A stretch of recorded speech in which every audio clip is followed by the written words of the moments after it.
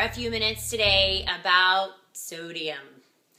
This is one of those things that can really wreak a lot of havoc if you have a high intake of it, but it's also one of the things that can make the biggest impact on your weight and in the way you feel in the shortest amount of time. So I want to give you some tools and tips today on figuring out whether food that you're eating is high sodium or low sodium. Now, if you go out to eat at a restaurant, they're probably going to be adding salt to the food. You can ask them to not add anything. That certainly is an option for you. But especially fast food, loaded with salt. So if you think that you're getting something that's really healthy, like a salad through the window at a fast food place, make sure that you look up the nutrition information online for that particular establishment and that particular salad or item that you're getting, and really take a good look at what the sodium content is of it. Now, I've got 3 items with me today, and I'm just going to give you some really quick tips on how to figure out whether that food is high or low in sodium. The first thing we're going to use is a canned food. So canned vegetables, these are organic canned green beans, and in general, canned items have a tendency to be higher in sodium, canned vegetables, but the highest sodium content is normally found in things like canned soups. So if you ever take a canned soup with you for lunch, change that. Those things are loaded with salt, and typically they have 2 to 2.5 servings per can. So even what you read on the label, if you're eating that whole can of soup, you have to multiply it by 2 or 2.5 in order to get the true sodium content of what you just ate. So let's just practice on this can of green beans real quick. If we look at the can of green beans, we're going to look at the sodium content. So when we follow the sodium content, it has 380 milligrams of sodium, and that translates to 15% of the daily value. Now that's really what I want you to look at. You don't need to be counting how many milligrams plus how many milligrams each day, but look at that percent daily value column. It's very helpful when you're looking for things like fiber content and sodium content, because for sodium, 5% or less is low sodium, 20% or more is high sodium. So I try and tell people to really focus on 10% or less as a goal.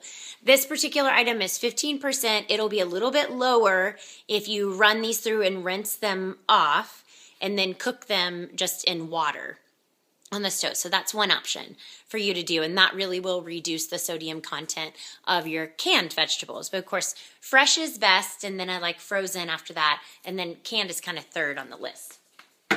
Now this is popcorn, and it is the Orville Redenbacher's Naturals Simply Salted. And this popcorn, if we look at the sodium content, it has 400 milligrams of sodium in a serving. Now, if you look across, it's a little confusing. Oh my goodness, I see 2 percentages over there.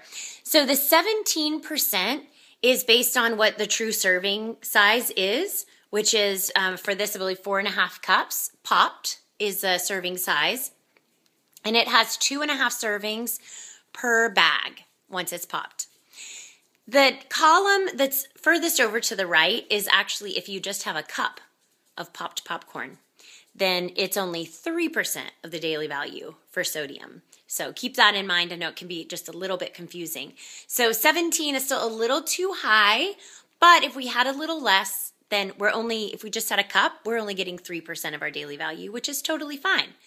Now keep in mind, if you sit down to watch a show and you pop the whole bag of popcorn and you finish the whole bag of popcorn yourself, you just had 2.5 servings of popcorn. So we have to multiply everything here by 2.5. So that means that instead of 400 milligrams per serving, you just had 1,000 milligrams per bag. And for individuals who have high blood pressure or are sodium sensitive, meaning if you go and eat Mexican food or Chinese food and you swell, your hands swell or your feet swell, that's sodium sensitive.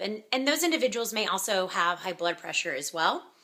But for sodium sensitive individuals or individuals with high blood pressure, you want to try and keep your sodium limit at 1,500 milligrams a day. For the general population, 2,400 is a decent limit, but nobody really needs that much typically. So we can all kind of shoot for a lower sodium, that 1,500 milligrams a day. The last thing that I want to show you is what would be considered a low sodium food, and that is these almond nut thins.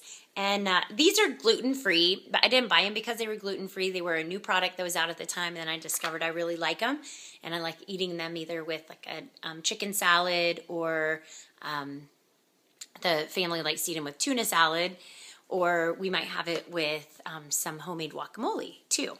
But these are actually low sodium, and you can tell because when you look at percent daily value, it says 5%. So I know if I have the serving, which is 16 of these crackers, then I'm going to stay at a low sodium amount. It's not going to cause me to retain any fluid. So those are just some quick tips for you to use. And I hope that they help you when you're doing your grocery shopping. But just remember, if you're eating fresh foods that aren't boxed or packaged, but instead you're having fresh fruits, vegetables, lean meats that you're buying at the grocery store that haven't had a bunch of processing done to them, you really don't have to worry about the amount of sodium that's in there because there's not any added salt. So keep that in mind, but I hope that these tips will help you on your next shopping adventure. All right, we'll talk to you soon. Bye-bye.